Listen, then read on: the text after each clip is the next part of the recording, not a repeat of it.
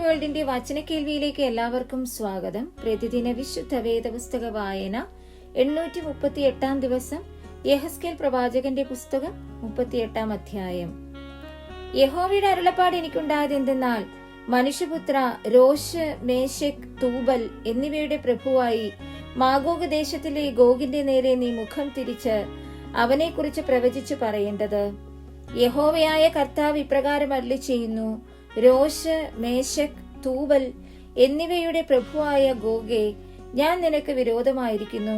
ഞാൻ നിന്നെ വഴിതെറ്റിച്ചു, നിന്റെ താടിയെല്ലിൽ ചൂണ്ടൽ കൊളുത്തി, നിന്നെയും നിന്റെ സകല സൈന്യത്തെയും കുതിരകളെയും ഒട്ടൊഴിയാതെ സർവായുധം ധരിച്ച കുതിരച്ചേവകരെയും ഒട്ടൊഴിയാതെ വാളും പരിചയും പലകയും എടുത്ത് ഒരു മഹാസമൂഹത്തെയും അവരോടുകൂടെ ഒട്ടൊഴിയാതെ പരിചയും തലക്കൊരികയും ധരിച്ച പാർസികൾ, കൂശ്യർ, പൂത്യർ, ഗോമേരും അവന്റെ എല്ലാ പടക്കൂട്ടങ്ങളും വടക്കേ അറ്റത്തുള്ള തോഗർമാ ഗൃഹവും അതിന്റെ എല്ലാ പടക്കൂട്ടങ്ങളും എന്നിങ്ങനെ പല ജാതികളും നിന്നോടുകൂടെ പുറപ്പെടുമാറാക്കും. ഒരുങ്ങിക്കൊള്ളുക, നീയും നിന്റെ അടുക്കൽ കൂടിയിരിക്കുന്ന നിന്റെ സമൂഹമൊക്കെയും ഒരുങ്ങിക്കൊള്ളുവിൻ. നീ അവർക്ക് മേധാവി ആയിരിക്ക. ഏറിയ നാൾ കഴിഞ്ഞിട്ട് നീ സന്ദർശിക്കപ്പെടും. വാളിന് ഒഴിഞ്ഞു പോന്നതും പല ജാതികളിൽ നിന്നും ശേഖരിക്കപ്പെട്ടതുമായ ഒരു രാജ്യത്തിലേക്ക് നീ ഒടുക്കം വന്നു ചേരും. നിരന്തര ശൂന്യമായി കിടന്നിരുന്ന ഇസ്രായേൽ പർവ്വതങ്ങളിൽ തന്നെ. എന്നാൽ അവർ ജാതികളുടെ ഇടയിൽ നിന്ന് വന്ന് എല്ലാവരും നിർഭയമായി വസിക്കും. നീ മഴക്കോൾ പോലെ കയറി വരും. നീയും നിന്റെ എല്ലാ പടക്കൂട്ടങ്ങളും നിന്നോടുകൂടെയുള്ള പല ജാതികളും മേഘം പോലെ ദേശത്തെ മൂടും. യഹോവയായ കർത്താവ് ഇപ്രകാരം അരുളിച്ചെയ്യുന്നു: അന്നാളിൽ നിന്റെ ഹൃദയത്തിൽ ചില ആലോചനകൾ തോന്നും. നീ ഒരു ദുരുപായം നിരൂപിക്കും. മതിലില്ലാത്ത ഗ്രാമങ്ങളുള്ള ദേശത്ത് ഞാൻ ചെല്ലും.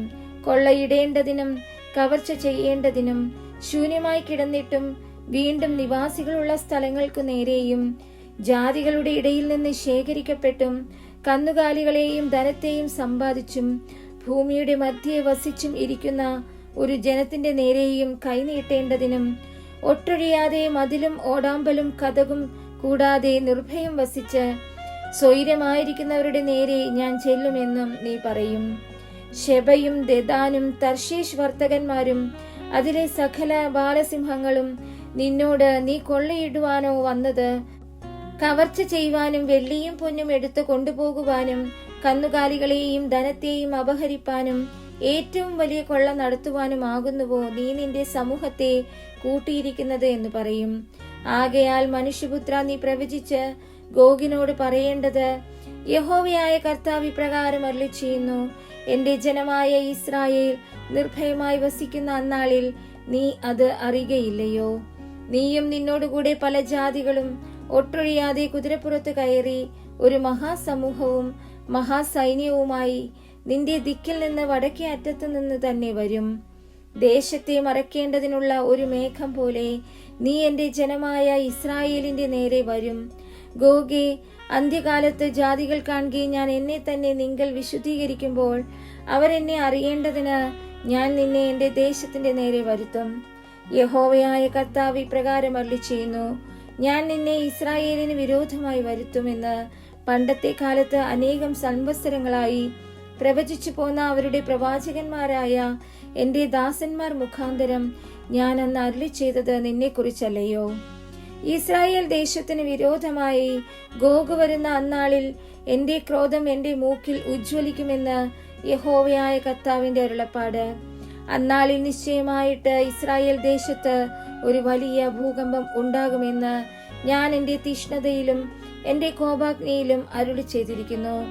അങ്ങനെ സമുദ്രത്തിലെ മത്സ്യവും ആകാശത്തിലെ പറവയും കാട്ടിലെ മൃഗവും നിലത്തിഴയുന്ന ഇഴജാതിയൊക്കെയും ഭൂതലത്തിലെ സകല മനുഷ്യരും എന്റെ സന്നിധിയിൽ വിറയ്ക്കും. മലകൾ ഇടിഞ്ഞുപോകും, കടുംതൂക്കങ്ങൾ വീണുപോകും, എല്ലാ മതിലും നിലം പരിചാകും. ഞാൻ എന്റെ സകല പർവ്വതങ്ങളോടും അവന്റെ നേരെ വാളെടുപ്പാൻ കൽപ്പിക്കുമെന്ന യഹോവയായ കർത്താവിന്റെ അരുളപ്പാട്.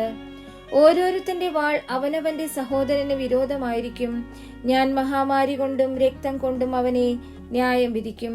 ഞാൻ അവന്റെ മേലും അവന്റെ പടക്കൂട്ടങ്ങളുടെ മേലും അവനോടുകൂടെയുള്ള പല ജാതികളുടെ മേലും പെരുമഴയും വലിയ ആലിപ്പഴവും തീയും ഗന്ധകവും വർഷിപ്പിക്കും. ഇങ്ങനെ ഞാൻ എന്നെ തന്നെ മഹത്വീകരിക്കുകയും എന്നെ തന്നെ വിശുദ്ധീകരിക്കുകയും പല ജാതികളും കാണുകെ എന്നെ തന്നെ വെളിപ്പെടുത്തുകയും ഞാൻ യഹോവ എന്ന് അവർ അറിയുകയും ചെയ്യും.